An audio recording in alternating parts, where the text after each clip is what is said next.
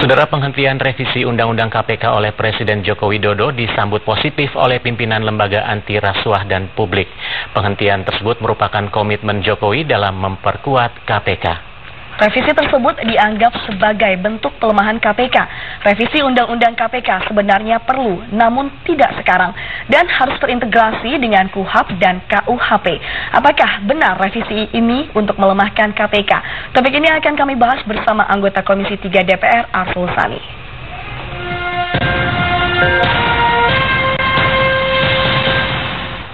Ya, selamat siang Pak Arsul. Terima kasih sudah hadir di Studio 6 TVRI. Assalamualaikum warahmatullahi wabarakatuh. Ya, waalaikumsalam.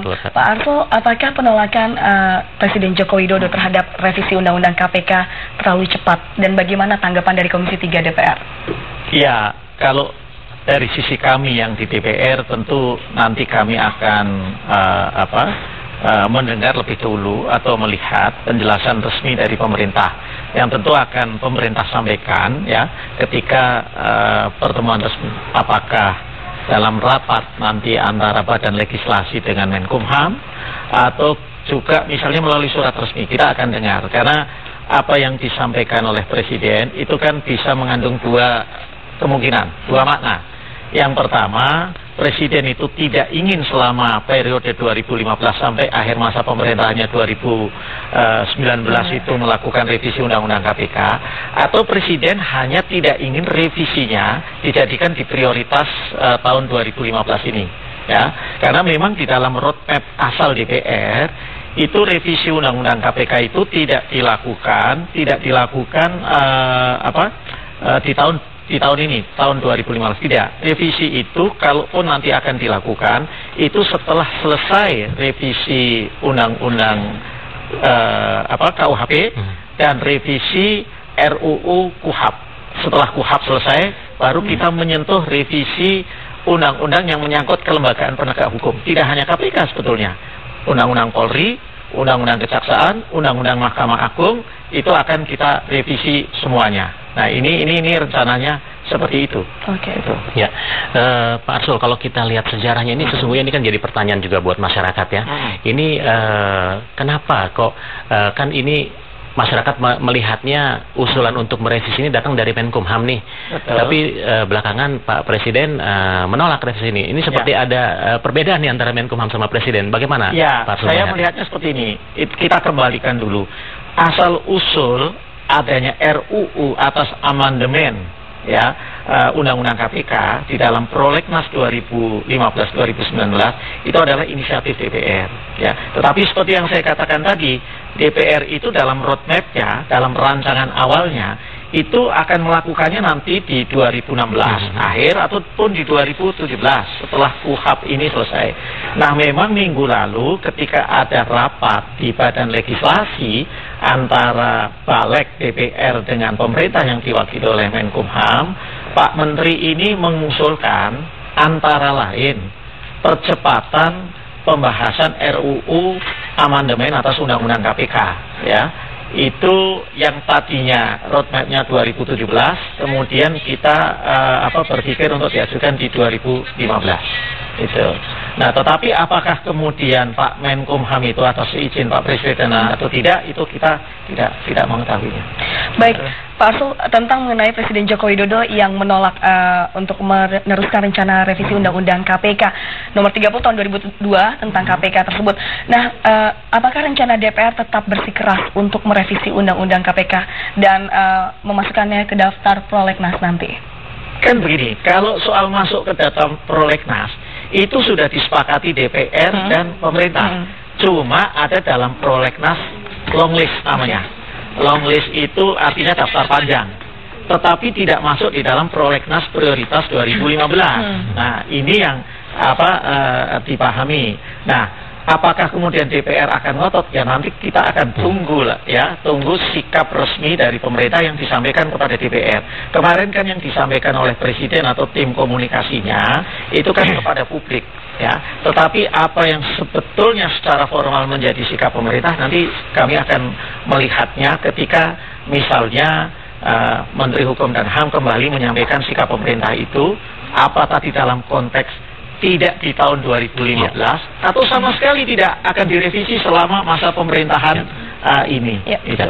Ya, Pak Arsul, ini yang menjadi sangat menarik yang disoroti oleh berbagai kalangan di masyarakat nih, masalah penyadapan. Betul. Ini masalah penyadapan ini kalau menurut Pak Arsul sendiri, apa ini juga perlu diperbaiki cara penyadapannya atau harus dibentuk tim pengawas atau seperti apa nih Pak sesungguhnya?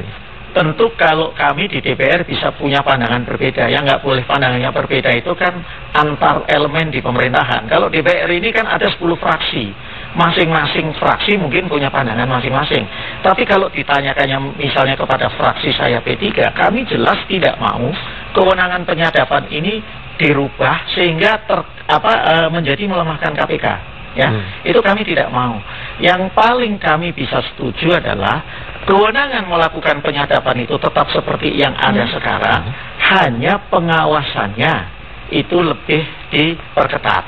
Prosedur dan kemudian pengawasannya. Karena itulah di dalam pembicaraan informal misalnya di DPR itu belum sampai kita pernah membicarakan persoalan merubah ketentuan mengenai penyadapan ini.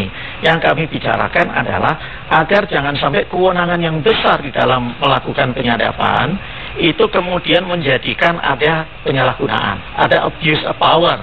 Itu yang di DPR juga didiskusikan. Nah, untuk itu maka jalan keluarnya bukan kemudian membatasi penyadapannya itu, tetapi katakanlah usulannya DPR, saya katakan beberapa fraksi di DPR itu dengan membuat komite pengawas atau komite etik eksternal itu yang lebih permanen, tidak hanya pengawas internal. Itu saja.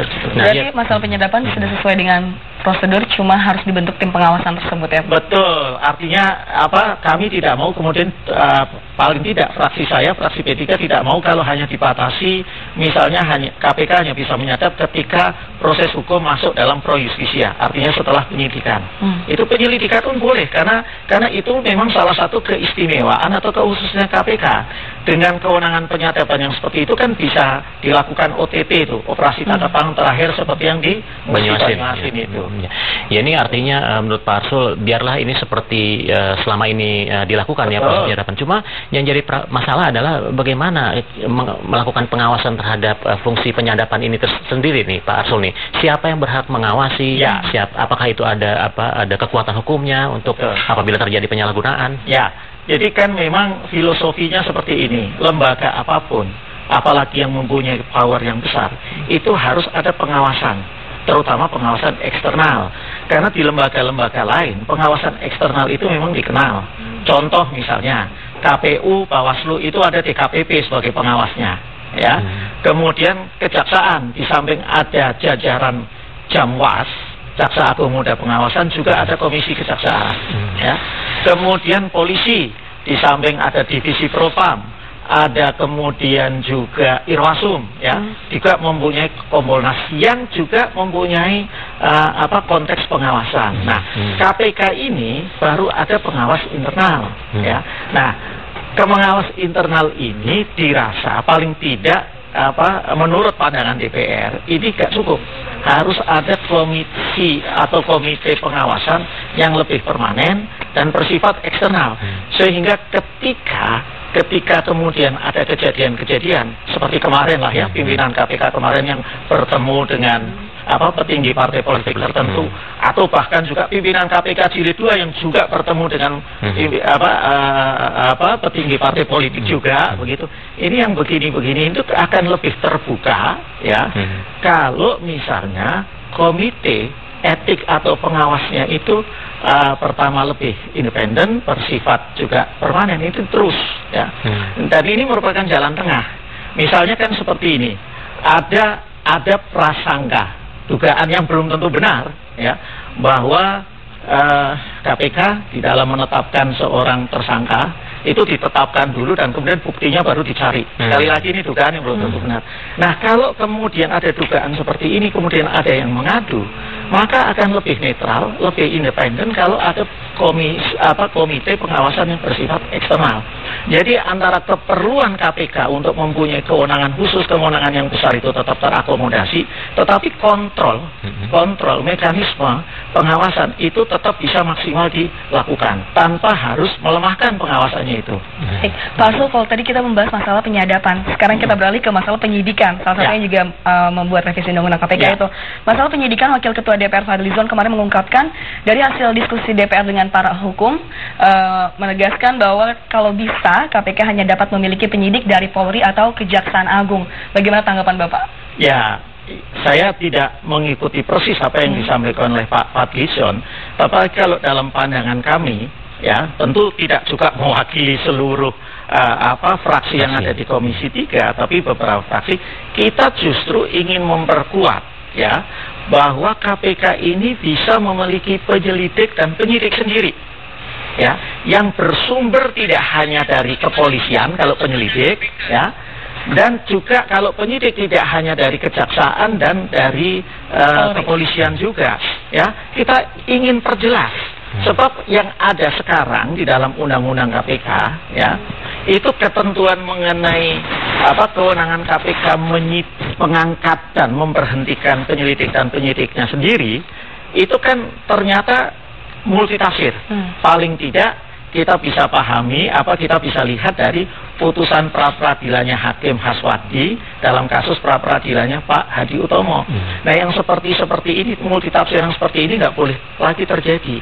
Karena itulah Undang-Undang KPK menurut kami itu perlu direvisi, tetapi konteksnya justru untuk mempertegas, memperjelas sehingga lebih kuat kewenangan KPK untuk mengangkat penyidik dan penyelidik sendiri. Ya, berarti revisi Undang-Undang KPK yang berarti tidak melemahkan KPK. Tidak melemahkan. Kalau melemahkan, sekali lagi mungkin tidak semua, tapi saya termasuk yang akan menolak. Oke. Ya, Pak Arsul, ini di tengah sorotan masyarakat yang merasa bahwa adanya pelemahan KPK yang dilakukan oleh berbagai pihak, ya, bahkan menyoroti juga Presiden sepertinya juga kurang concern juga dalam hal ini. Ada juga yang berbicara seperti itu. Ini bagaimana nih kita harus menguatkan fungsi KPK sebagai lembaga penegak hukum sesungguhnya nih Pak Arsul nih? Ya, jadi kemarin di dalam rapat kerja antara Komisi 3 dengan pimpinan KPK, ya, atas pertanyaan DPR, apakah KPK itu memerlukan dukungan legislasi yang lebih kuat?